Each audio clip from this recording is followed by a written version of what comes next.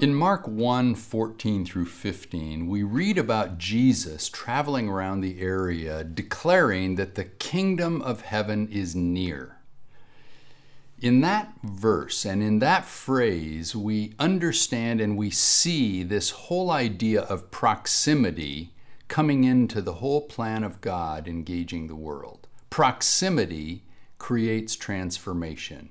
Proximity is vital to the nature of the gospel of Jesus, penetrating people's lives, changing the world, and even in shaping pastoral leaders. Thanks so much for taking time to invest in discovering more about the pastor's life. This series of commentaries, this series of seminars, call it what you will, lessons, I guess we could call them. This series is intended to provide some handholds for you, whether you've been a pastor for 20 or 30 years, or whether you are exploring the possibility of becoming a pastor.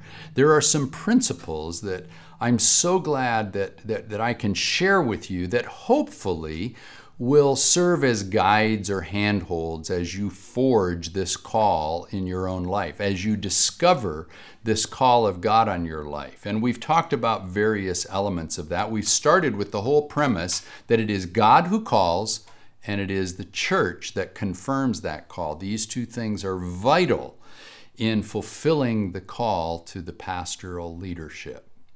So as we explore this, we've talked about various elements of the pastor's life. And today, in this session, I want to talk with you about influencers. I want to talk to you about the idea of proximity and how influencers have shaped your life and how you will shape others' lives. You see, this principle of proximity is essential to the gospel of Christ. When we read John 14:6, we know that Jesus said, I am the way, the truth, and the life. No one comes into the presence, comes back into proximity with God except through Jesus. We often focus on the three elements of the way, the truth, and the life, and the singularity of Jesus as the only way, the truth, and the life. But often we sort of wind up discarding or overlooking the last part of that phrase, which ultimately is the end of everything. You see, it is coming into proximity with God. That's the end game. That's what this is all about. That's why Jesus came, is to provide a means so that we could come back into the presence of God. Why? Because when we come back into proximity with God, our lives are transformed. You see, He has an influence on us. Proximity is the path to transformation. Proximity is the path of formation. So when Jesus says the kingdom of God is near, He's talking about proximity. And so when we are in the presence of someone else, we are affected by that. When we are in the presence of the kingdom of God, we will be affected by that. When we are in the presence of one another, we are affected by one another. You see, I'm a different person because I've been living with my wife for 41 years. You are a different person because you live with a spouse or a close friend, or you hang out with friends at school. You see, proximity serves as the means by which influencers affect and shape your life. There are likewise influencers on the path forming and shaping your call to pastoral leadership. Early on, we talked about the people who served as external signposts that kind of put the seed of the idea in you. But as you continue on the journey of living a lifetime of growing in the nuances, currents, the ebbs, the tides, the circumstances of pastoral leadership, you find that there are other influencers. Obviously, Christ is the principal one, but there are other influencers that serve to shape your understanding of your call to pastoral leadership. And those people are really important because they create an environment in which your call to pastoral leadership is continually, dynamically being shaped from day to day. And within certain circumstances, they help you to respond in a way that is authentic to your call, reflective of Jesus, and representing God's kingdom in the world. So on the one hand, your call is to be an influencer in the lives of people because you are designed, as we talked about previously, to take the grace of God in any way possible into and among the people so that you too can say you are bringing the kingdom near.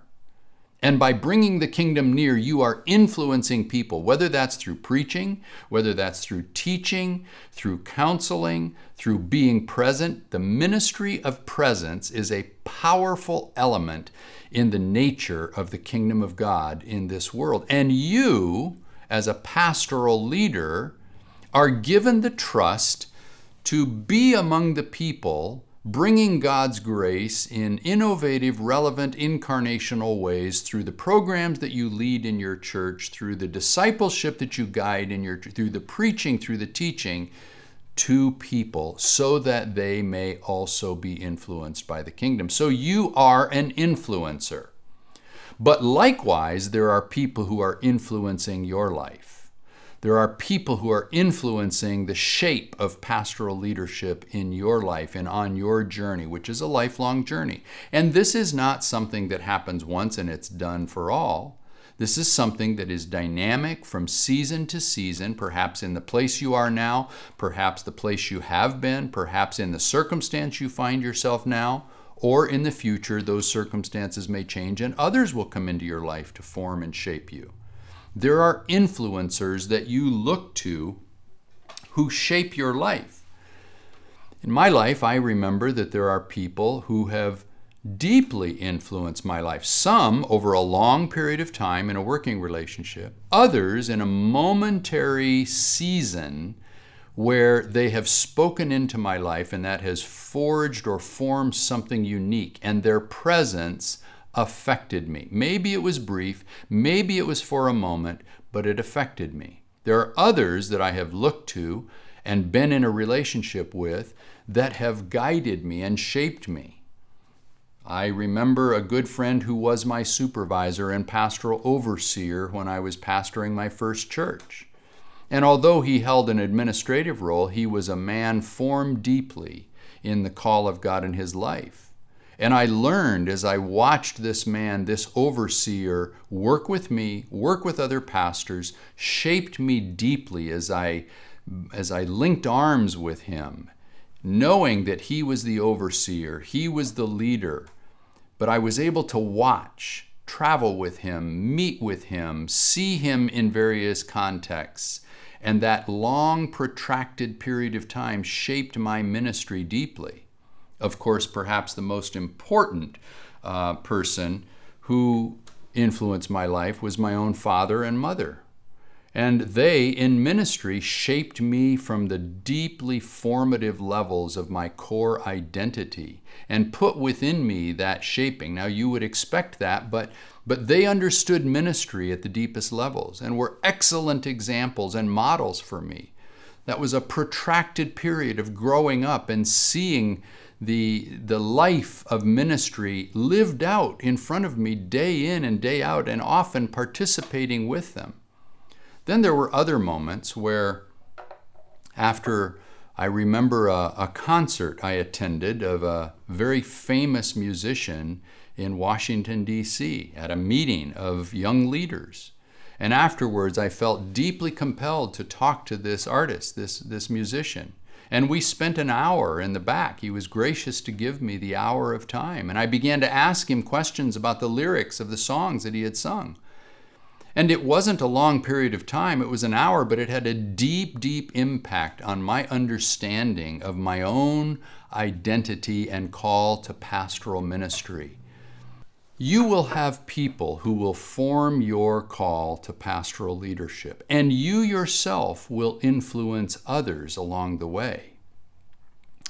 Don't overlook those. Those are instruments of God and opportunities that God gives you to both be an influencer and to have eyes to see influencers that are going to shape your journey in pastoral leadership. Let God show you those people and be sensitive to them. Now, each time I've asked you to do a little assignment in writing in your journal, and this is no exception, so I hope these times are good for you and you're able to reflect and pray. So take your journal and reflect a little bit on perhaps people who have had a key influence in shaping your call, or perhaps if you're in the middle of it, who are now shaping your call. Write down the names of those people and describe how they have influenced your life, your pastoral call. And then, as a second part to that assignment, think about the people whose lives you are influencing, perhaps toward pastoral ministry. Write their names down and describe how your life is shaping them, all to the end that God's call is being formed and forged in their lives and in yours. God bless you.